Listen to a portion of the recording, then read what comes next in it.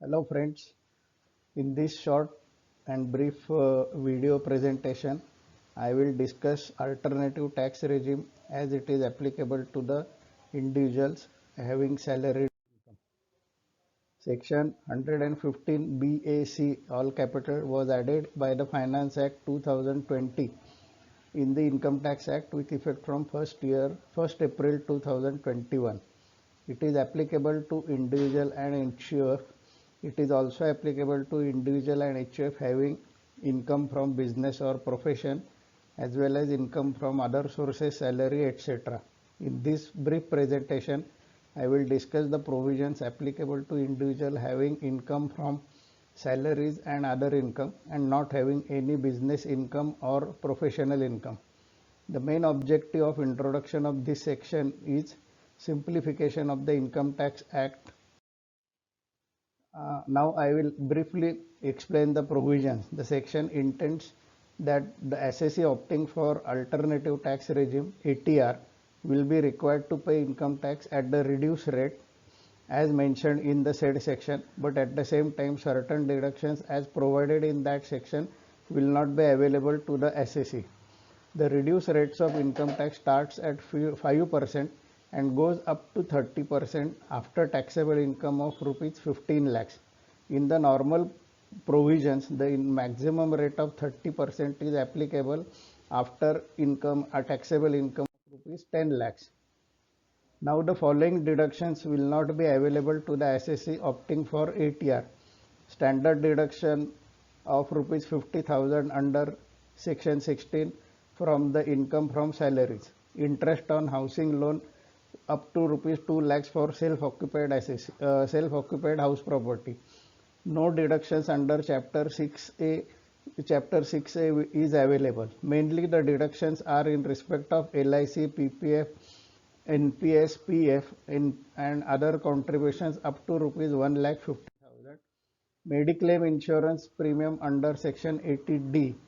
Maximum deduction under section 80D is rupees 25,000 or rupees 50,000 for senior citizens. Interest on savings bank account up to rupees 10,000 under section 80 TTA. Deductions and exemptions in respect of house rent allowance, LTA, etc. as available under income from salaries will not be available under alternative tax regime.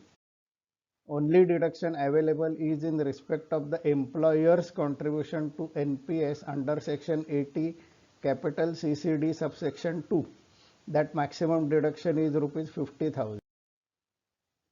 Now the question will arise how a person can make the choice whether to go for alternative tax regime or under the old provision. So in this I will explain that it is advised that the assessee calculates his income tax liability under the existing provisions as well as under ATR. He can compare both the results and choose the beneficial option available to him. This exercise is required to be done every year and make the choice. It is to be noted that the credit for TDS, advance tax, etc. will be available under ATR also. At the end of this presentation, I have given an illustration of making the calculations under the existing provisions as well as under the ATR provisions. Now in this slide, I have given you the existing income tax rates and income tax rates available under ATR. Now you can see that above 15 lakhs, the rate of tax is same 30% in both the cases, but in the ATR regime, the tax rates are reduced are at a reduced rate and the slabs are also at a reduced rate. Now coming to the example, I have given a simple example that the assessee Mr. Ramesh is a salaried person and his income details are as under: gross salary 25 lakhs, the profession tax deduction 2,500, loss on interest on self-occupied house property 1,20,000, FD interest 75,000, saving interest 15,000. He has 3,50,000 investment total under section 80C. Mediclaim he has paid is rupees 30,000. So his and total advance tax and TDS is 5,02,140. Now you can see under the existing tax regime and under the alternative tax regime what are the changes. As explained earlier, the deductions are not available under the alternative tax regime. So in the illustrations, the deductions under section 80C, 80D, 80TTA and standard deductions are not taken into account. After this under the existing provisions, his net taxable income is 22,32,500 and under the ATR is 25,90,000. The tax payable under the existing provision is 4,82,250 and under ATR it is 5,14,500.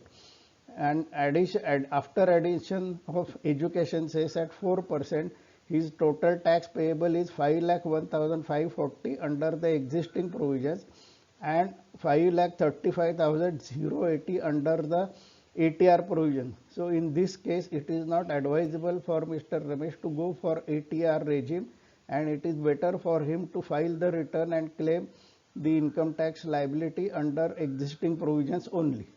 Now, what is the procedure for assessee who is opting for ATR? The assessee opting for ATR is required to submit Form 10 capital IE before the submission of income tax return or at the time of submission of income tax return.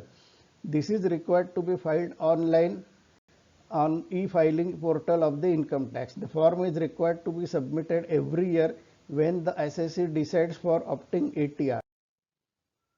Now the following points are to be noted in this connection. Income under the head capital gains, whether short term or long term, are taxed at the special rate. The same will continue under ATR also.